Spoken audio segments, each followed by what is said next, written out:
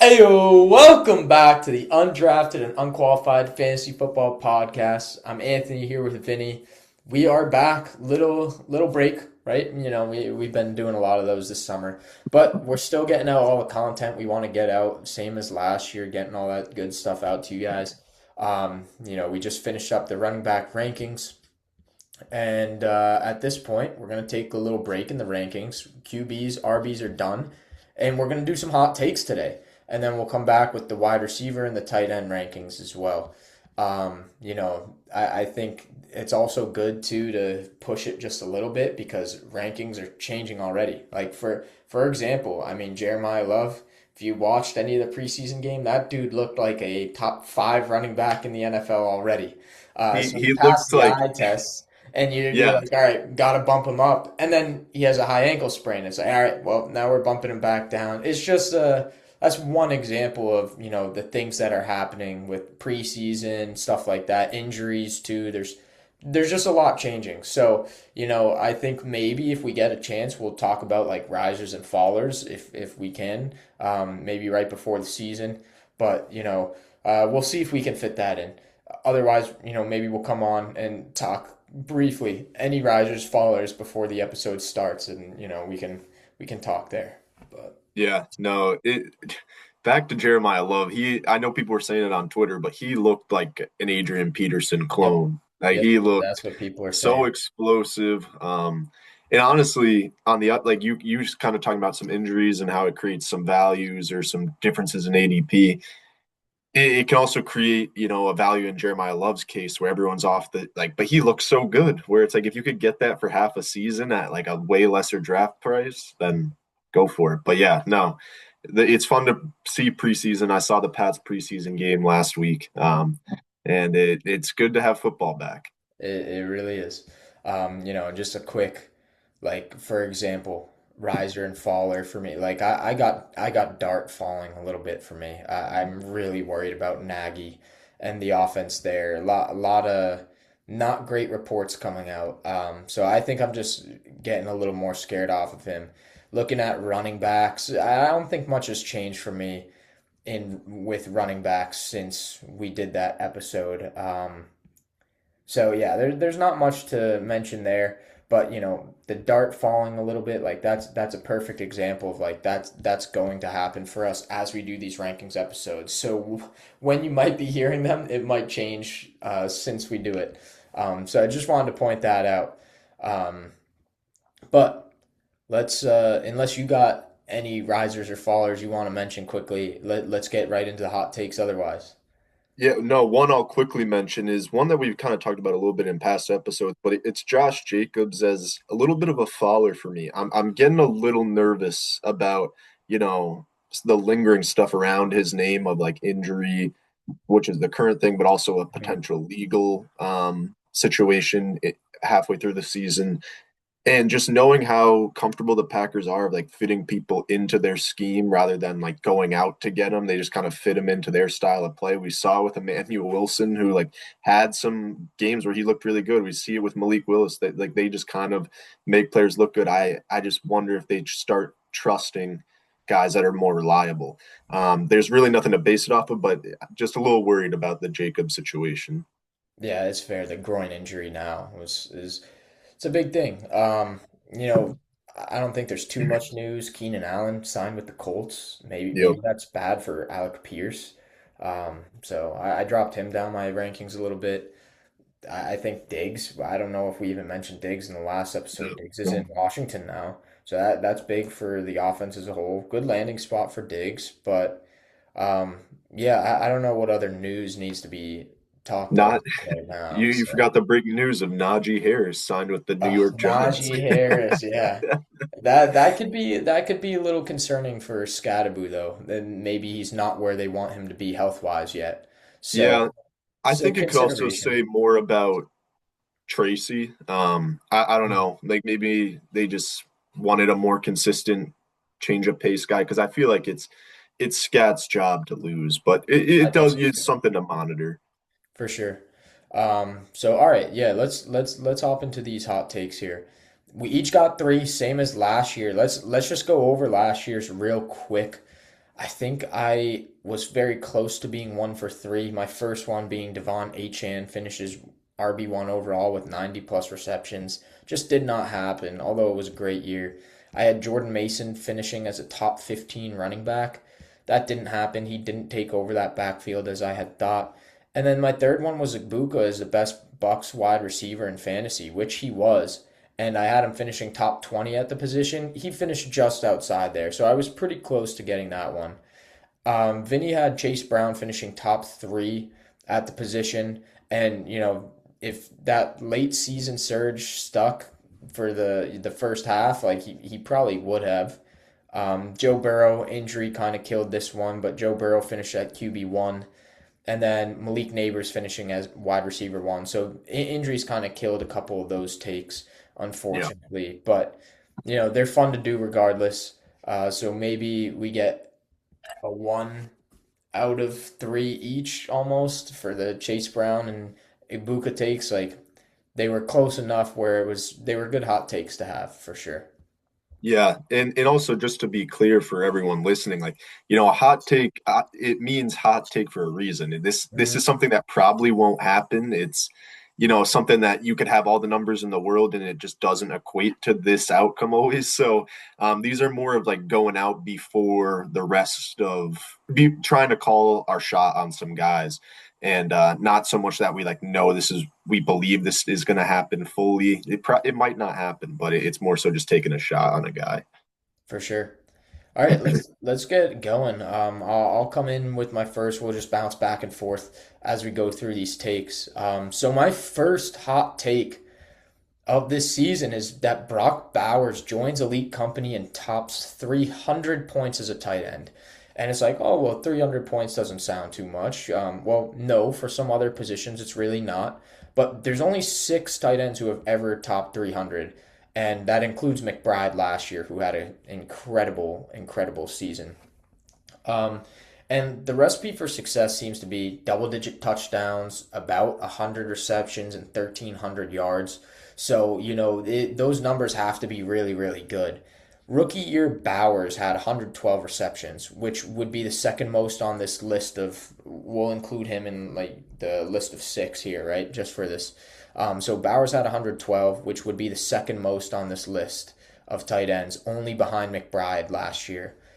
He had 1,194 yards, which is the lowest on the list, and only 5 touchdowns, which is far less than the lowest on the list, which I believe was Mark Andrews one year, who had 9 touchdowns that season.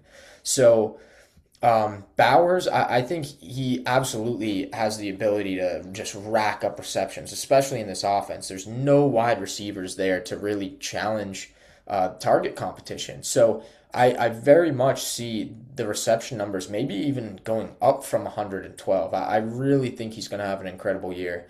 And he's going fully healthy into year 3 with the best QB situation of his career, which was just like mayhem his rookie year. There was like I think Minshew, Aiden O'Connell. It was just a group that it wasn't great, and he still produced. So now he has Kirk Cousins, loves to get the tight end the ball, and Fernando Mendoza, who looked good in his preseason game, will get Bowers the ball.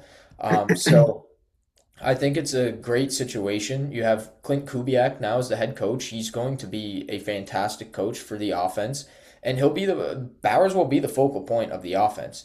Like the best receivers looking like Jalen Naylor. I just don't see him challenging, the number 1 targets on the team. It will be Bowers, and I think Genty even above Naylor. So that says a lot. Um, so I really think that this yardage that Bowers had rookie year, 1,194, I think it's going to go up. I think the receptions go up. I think the touchdowns will come to Bowers' way. They had, as a team, I believe the Raiders were extremely low in total touchdowns last year, so that should rise. Like it's very unlikely it'll stay as low as it did. And Kirk Cousins helped Kyle Pitts have the single best fantasy game for a tight end ever Yeah. last season. So I think he's going to hyper target Bowers. I think it's going to be incredible. Just improved offense. The receptions will still be there, which we've already even seen in his rookie year. And I think the yardage touchdowns go up. And I think this 300 point threshold is very possible for Bowers this year. So he's my tight end one. No secret there. I'll just come out and say that. I really like Bowers. I think if you're in a good position to draft him, you should absolutely do so. Yeah, yeah, no. I like that take a lot. And honestly, like I think we view Bowers very similarly, where like this doesn't even feel as much of a hot take for me. It feels like just like a foregone conclusion because he's that good, like based on some of the things you said. So no, I'm definitely in on this one too. And it's like why I'm getting comfortable taking Bowers in the second. Like that's something that I'm okay Yeah. with. Like I think I have a tight end coming up on my list, but like I think Bowers is really that much different compared to the rest of the group. So I like the take. Yeah, I heard a mailbag question on the Fantasy Footballers podcast, and it was a great question, right? Once you get through the first eight-ish picks in your fantasy draft, you kind of hit a range where there's a lot of question marks. Justin Jefferson, James Cook, CeeDee Lamb, and those guys, sure, absolutely. I think there's a lot to like there. But then you have Devon Achane, Ashton Genty. There's a lot of question marks. And the guy asked basically, could you take Bowers at the back end of the first round? And I think with like this conviction we all have of him, I think it's warranted. Like I really Yeah, do.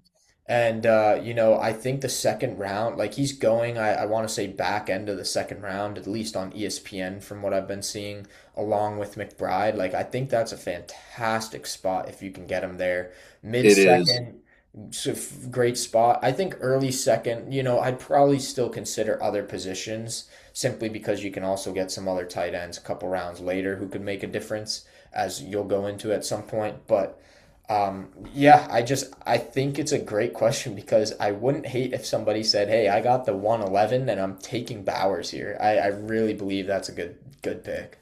Yeah, no, I'm with it because I've talked about it in Josh Allen's perspective, but like it's just that much of a positional advantage, and that could be the case for Bowers. I wonder if it's because like that was a thing when we were drafting Kelsey in his prime. Like he was a back end of the first sort of guy in first rounds. So maybe it's just a year early for Bowers to be there, and this is like if he has that 300-point season, then the ceiling's just he could be a Yeah, top five pick. Like who knows? But yeah, no, all in on Bowers. for sure. All right. So the way I'm gonna structure my take is I'll have like my medium hot take, the a hot take, and then the Super like hot. boiling hot take at the end, which we've talked about a little bit. But so my first one I'll go with is Justin Herbert finishes as a top three fantasy quarterback this year. Okay. Now, Herbert's been a guy that we've talked about in a few episodes, I think. And I think me personally, when I especially view the quarterback position, we've talked about a lot of like receiver competitions, running back competitions, and when that's the case, I think that helps the quarterback position the most. And while there's no competitions really for Herbert's team, there's just so much talent on the offense with Mike McDaniel at the helm. Amarian Hampton coming back for a full season healthy. The O line, Joe Alt, Rashawn Slater coming back healthy, and we saw what Herbert could do in those weeks that all of those all of those aspects of the game, O line and running back, were healthy. He was a top five quarterback at the position in points per game, whatever you want to call it, points, yards. Every stat was up there with the likes of Josh Allen for those first 5 to 6 weeks. And he did take a turn, but he was still competitive. And like the way I kind of looked at this take, because top three QB is a lot of points, and so my comparison mark was Josh Allen. And last year, Josh Allen finished with 374 fantasy points, and that was good for 22 points per game overall. Hmm. So, in terms of points from Herbert's year last year, where he did slow down in that second half of the year, that's a 74-point difference and only 4.4 points per game difference overall. And we're talking about Josh Allen, this guy that we've talked about on our podcast of he can never be dethroned from the QB1 position as far in our eyes. Like he separates himself that much. And so the fact that, Herbert's here last year wasn't in that tier, but like when you break down the points per game numbers and the upgrades to his offensive line, the running back position, coaching staff, if you can get that up to 22 points per game, you're looking at potentially a season of 4,300 yards, 30 plus passing touchdowns, 400 rushing yards again, which he did reach. He was just no, or just south of last year, I believe. So if he touches that threshold again, which it looked like they wanted to get him involved more rushing, then like you're looking at that jump to 22 points per game if he's able to do that on a year long basis. So you know we've seen him be this sort of player when he threw for 5,000 in his second year. Like we know that he has, or it was something along that. It was 5,000 yards in his first or second year. I don't want to say first, but so we know what he's capable of in these fantasy finishes, and I think this is a perfect year for him to get back to that form. Yeah. I like the take. Right. You mentioned the tackles being back. They have a center now, a new center who's a very good one. Tyler Biadasz, or however you say it, who I think may have gotten carted off today, which sucks. But Mhm. um, regardless, still improvements to the line. I think the big thing for me too is under McDaniel, Tua led the league in passing. Yeah, yeah. And I think there's every reason Herbert could do the same. You mentioned his sophomore year, he finished with like 5,000 passing yards, and he finished as the QB2 overall. I could very see this in the range of outcomes for him where he's just chucking the ball a lot. And, if McDaniel could get Tua to do it, I think there's every reason to believe that Herbert can do it as well. So I Mm-hmm. think this is a great take. Love it. And yeah, I will hopefully have a couple shares of Herbert this year. I know, and for the range of outcomes that like you seemingly agree with, it's a pretty good value right now of where he's going. I mean, I know we have him higher in our rankings than most, but overall, he's going in that 9-10 range at the quarterback position, I believe. So, Yeah, he's going later for some as well. So yeah. he's a great pick in fantasy right now. Yeah. Let's get into my second take. Um, Definitely taking a different approach of like instead of saying Bowers will finish tight end one, I said tops 300.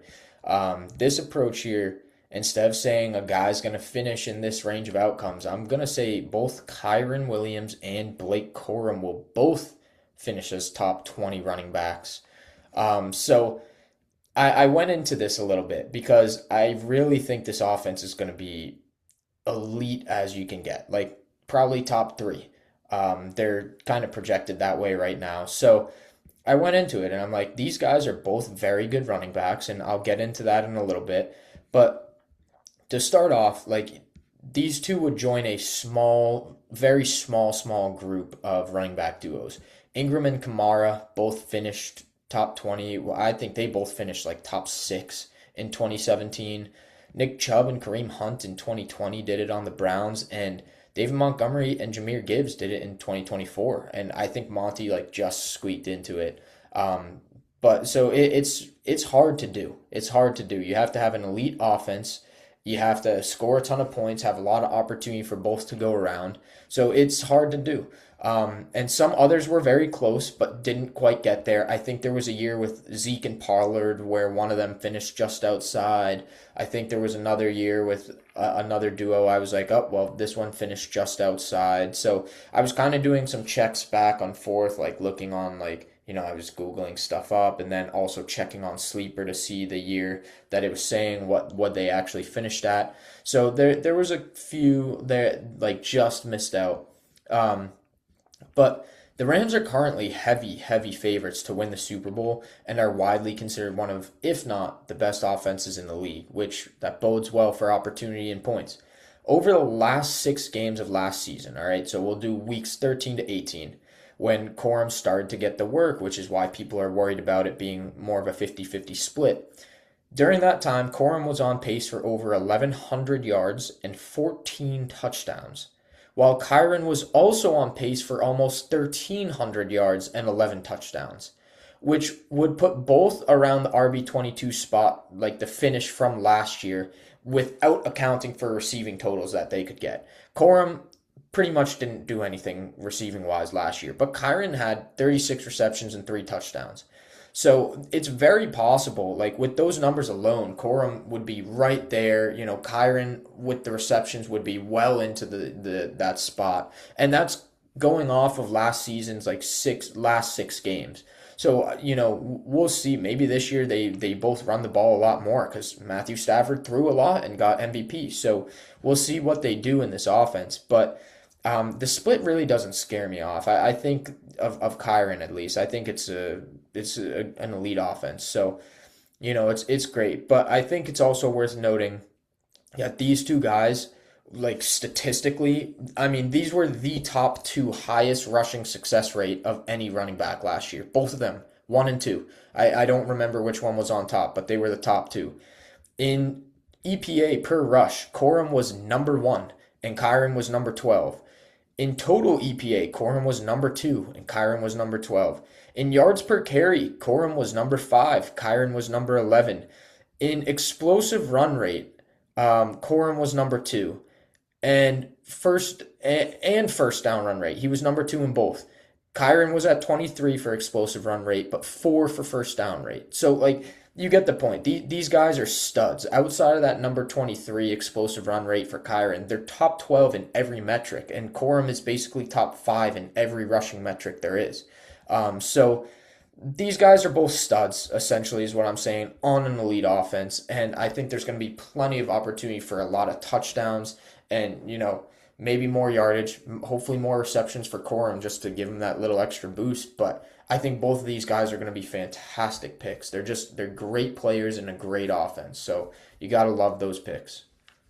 Yeah, I like the way you went about this take, honestly, because, you know, I think the easy conversation is just say like Blake Corum would finish is going to finish as a top 10 running back Mhm. instead. But like, when Sean McVay hypes up a guy, we know he loves Kyron Williams because he uses Yeah. him like the same way for the past 3 seasons. Mhm. And he's hyped up Blake Corum a lot. So I think like the to mix the two together is something I didn't really think of. And I love to hear the Corum love as well because I just traded for him in a dynasty league to in that hope that he's like can even if he got the full time job due to an injury, I mean, the sky's the limit. But that he can also kind of fill in that flex role or have his own role with alongside Kyron Williams. So I hope you're right. I've invested some shares into that being a possibility. Yeah, I think he's a fantastic pick. I'm trying to find his ADP right now. He's going at like pick 105, like Yeah, late 30s in terms of running backs overall. 40th on ESPN. Like 105 puts him in what, like the ninth round, something like that. I mean, yeah, around, he, around there. he's one of the best picks in fantasy, in my opinion. And I think Kyron's a fantastic pick once again because people are going to shy away from him. So he's going to fall a little bit, which is, I think that leaves the door open for you to get an amazing RB2. So yeah, it's a fun take for sure. Probably my Yeah, favorite one. yeah, Just simply because of the way I went about it as well. But these guys are studs. You have to put some stock into them and the offense. yeah. No, invest in good offenses. That's really what you could do. And continuing with good offenses, this my take involves a player involved in one of those good offenses this year that we're expecting, and that's going to be Colston Loveland. And Hmm. my take on him is that he finishes as the tight end one overall. So after Crazy. hearing Ant's take of, I knew it would take a lot for that to be the case, but hearing that I didn't know that so little few tight ends have scored above 300 points. And when you're going up against McBride and Bowers this year, that kind of feels like the benchmark of you have to hit that if you want to get the Yeah. tight end one spot. Now, hearing that in mind, I'm going to go with the take still, but I think that just points out again that these are hot takes. Yeah. And I don't know if Coastal Levin can realistically cross that threshold, but why not? His name reminds me a lot of Trey McBride in his year before he broke out and how he Mhm. had that back end of his year where he looked really good, was really involved in the offense.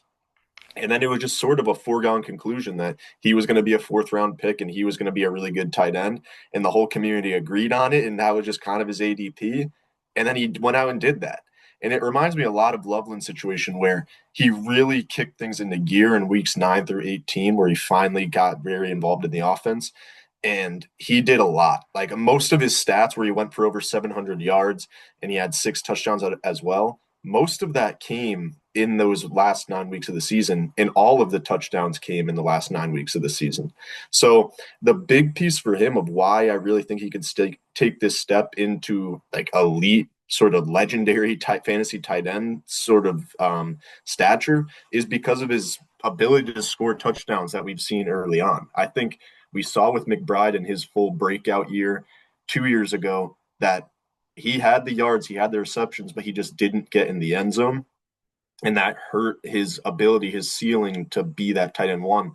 And then we saw him have the ceiling of the touchdowns and yards receptions together last year. And that was a tight end one season, record breaking season, 300-point season. So I think it's really, realistic for Colston to take that step forward where he really only produced in 9 weeks last year. Yeah. Um, and I was on the record last year, kind of like taking my stand that a tight end could be the number one option in an offense. You just did it with Brock Bowers. I said it about Tucker Kraft last year, and kind of, was right about that. And I think that's the scenario again where people are arguing about Romo Dunze, Luther Burden. I just think it's Colston Loveland, and I think it's a better situation, better names than the Packers offenses or the Raiders offense. So it's that's a bit more of a hotter take potentially, but I think that let's imagine that he goes for where's it? Let's he goes for like 85 to 90 receptions, Hmm. almost 1,100 yards and 9 TDs. I mean, that's essentially a few hundred yards or a couple hundred yards behind what McBride did last year, but that's in the realm of possibility in playing 17 healthy weeks as a number one option in Ben Johnson's offense. So, Yeah. um, I feel really good about Colston Loveland last year. I think, or this year, his price is going to be high. It's going to be in like the fourth, fifth round. But I think, that's what you had to pay for McBride in his breakout year, and it paid off. So um, I think it's just really easy to compare the two. And the fact that he's already in the position where we can compare him to the Bowers and McBrides, I just feel like the next step for him would to be to enter that tier fully and put together a really good fantasy year. Yeah, I want to say he had like 14 targets in the playoffs.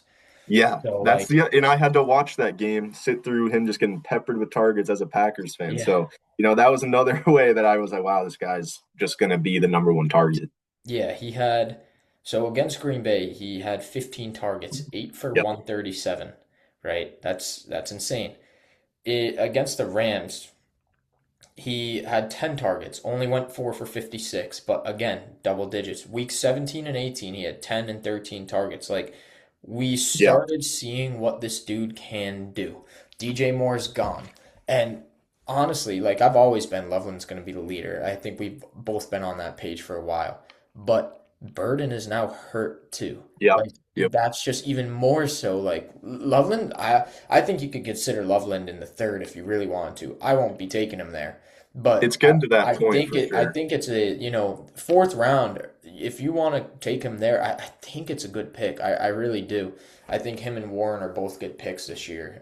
And then I think after that, there's kind of like a tier break. But yeah, I like this take. Love a Ben Johnson offense. Love the Bears offense. I love what he did to end the season last year, and including the playoffs, which are the big moments. So yeah, I'm in on Loveland for sure. Yeah. No, I got to get some shares. I might have to consider it in our draft coming up. Yeah, yeah. We'll see where he goes if he's not kept. Um, all right.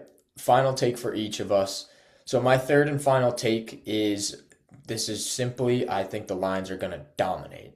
I have a lot of high hopes for this offense. So here's what I made my hot take. I put basically every offensive player that's relevant into, they're going to finish top whatever. So I have Goff finishing top 8, Gibbs finishing top 2, Amon-Ra finishing top 3, Jameson Williams finishing top 20, and Laporta finishing top 4.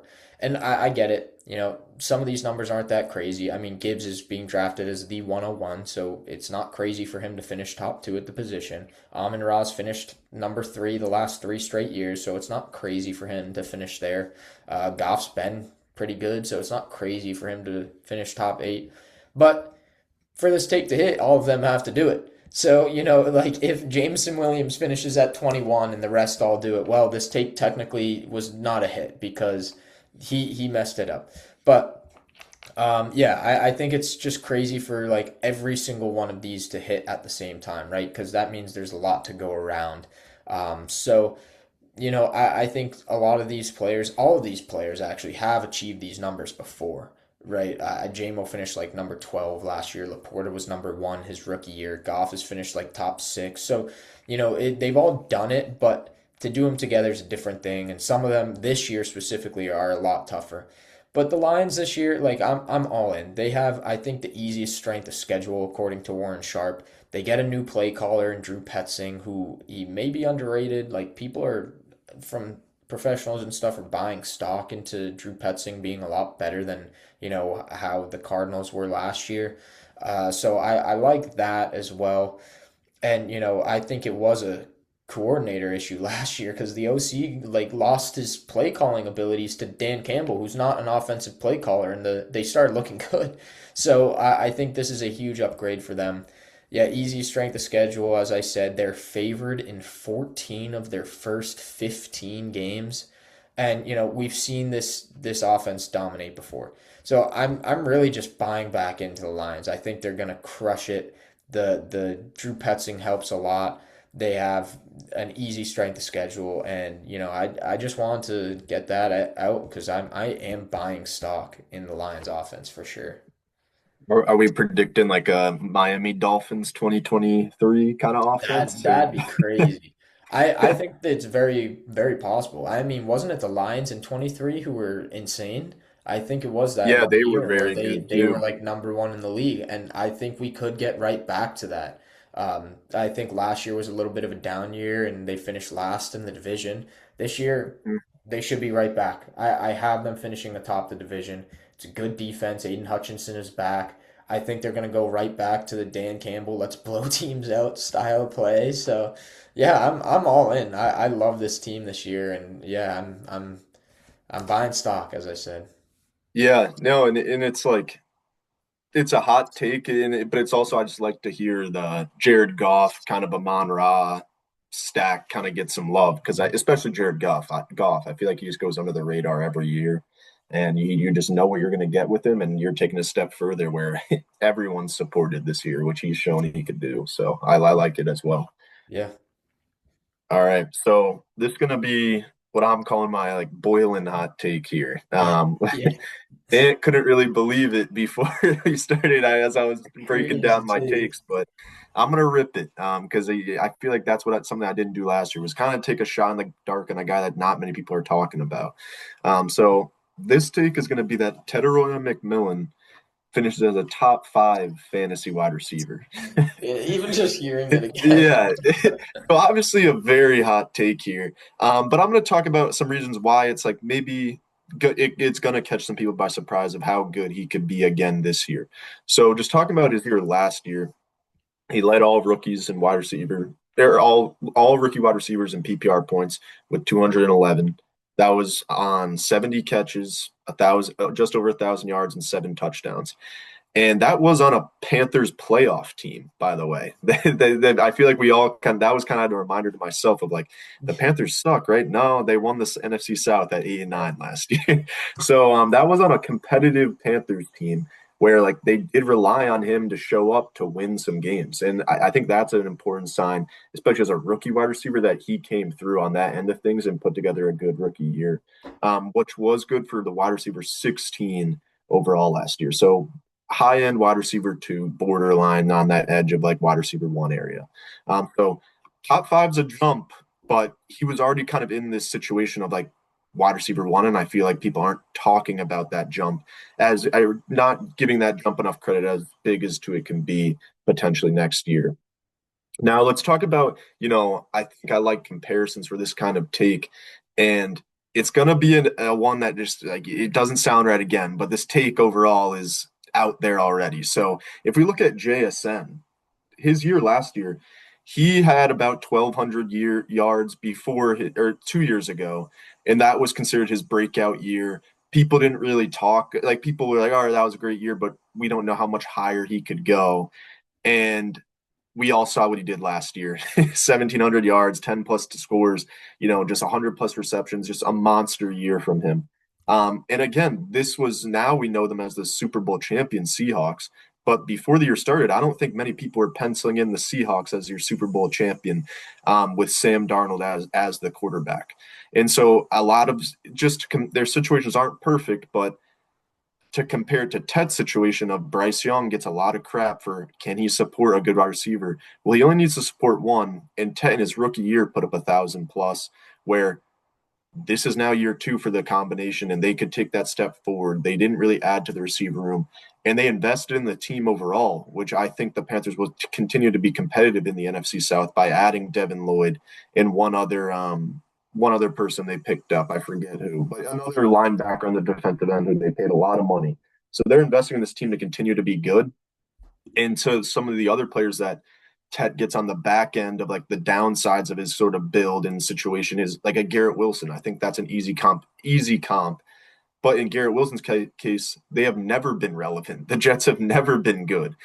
So I think having Tet be on a competitive team consistently will help him in a lot of ways because it's a functioning football team, unlike the Jets. So I think, Tet's going a little under the radar this year, which is, why I'm taking this leap of this is going to be the guy that we all kind of turn and look at like, wow, how did we miss that? And so I think, with all that said, top five is in the range of possibilities for Ted, and he will do that in 2026. Spicy. I like it. Yeah, the other guy I just looked it up is Jalen Phillips, right? So they did invest on the Yep, yep. defensive end. Him and Devin Lloyd. My biggest issue is Bryce Young is just not that good. I think I'm not buying stock into the Panthers. I don't even have them finishing top two in their own division. I think they could finish last. So I just don't think this team Yeah. is going to be very good. I think last year was kind of fluky for them to make the playoffs. Bryce Young is just like he's not ever throwing for a ton of yards either. And Tet last year had a 23% target share. It really needs to go up to like 28% plus for me to, kind of buy into him being a great Do you pick. not? I mean, that's a possibility. Yeah, I, I I think mean, it's I think 28% even still like he had 122 targets last year, which was 12th among wide receivers. I wonder like can he get to that 150? I don't know with this Panthers offense. Like we've seen it look the same for a number of years now, and it's been with Dave Canales now. So it's not like it's a play calling issue either. I just don't believe in Bryce Young being able to support a guy to finish top 5. I think he could be good. I really do. I have my concerns of like his oh ceiling. yeah, And that's why yeah, I think I'm definitely. out on him. Like I think I'm out on drafting him this year unless he really starts to fall. But there's just other guys in the range where I'm like they have such a higher ceiling and better offense. So that's my thing. But I think it's a great take. Like Yeah, if you do think he makes the jump in the target share, like he could absolutely finish top 5. So it's really just like buying into the Panthers and the target share, and could Bryce Young take a jump? Like you have to kind of pick and choose if you believe that or not. yeah. I don't. I just think that Bryce Young can throw for 3,000 yards. Like I think he's capable of doing that. You know what I mean? And I feel like Yeah. that's kind of all it takes for Ted. Not all it takes, but like 3,000 yards is the bare minimum, and can Ted be like almost half of those? Like that would be asking a Yeah. lot, but it's in the range of possibility with like Coker being the only other guy there. So Yeah. um, it would take a lot, but I think 100%. he's in a good position to like go forward from year one, which was already a borderline wide receiver year. Yeah. I mean, 3,000 yards last year, career high for him. Only 23 touchdowns. Like I think I have a lot of struggles, and it's not like there were other mouths to feed over there last year. So it's like they really Yeah, need to just hyper target Ted. And then they brought in Waller too. Like what are we yeah. doing? I That's don't read too much into that. no, He'll I be don't like either. I injured don't either. by week 3, and Yeah. Yeah, I don't think Bryce can take the jump necessary. But no, that's fair. That's why we got boiling hot takes. That this yeah. is the boiling one. So Yeah, we'll this look is back. definitely the one I think Probably the one and maybe only one we're opposed on. I don't know if we were opposed on any other of the takes, but Yeah, yeah, nice and easy episode. So that'll be fun to look back at the end of next year. for Um, sure. with that said, we will have our wide receiver rankings coming up the next two episodes. So, we'll start at 24 to 13, and then 12 to 1, right? So we'll get through all of those in the next episodes. So I'm looking forward to both of those. The ranking episodes have already been fun. And I'm starting to think we're both at this point, we're both starting to think about our My Guys because that is the most fun episode every year. So we'll stamp the guys we like. And yeah, I think I have maybe one locked in as of right now. So I've got to still work through a couple other ones. But yeah, other than that, you got anything? No, no, I'm just, our draft that we share a league in is coming up in a week or so. And I have, or I no, think two I think weeks. it's two. I think it's But I two. have a draft this weekend where I'm picking from the Okay. 10 spot in a 12 man. So All right. um, I'm gonna have to update. I mean, we'll get this other episode out on Thursday, but we're gonna have to go over our draft again and just kind of show everyone where we're at. Yeah, we'll do that. I think the week of the season starting. So Yeah. that'll be a Okay. fun one to do. Um, Cool. but with that, thanks for tuning in. Like, subscribe, comment, get involved, and we'll see y'all in the next episode. Peace.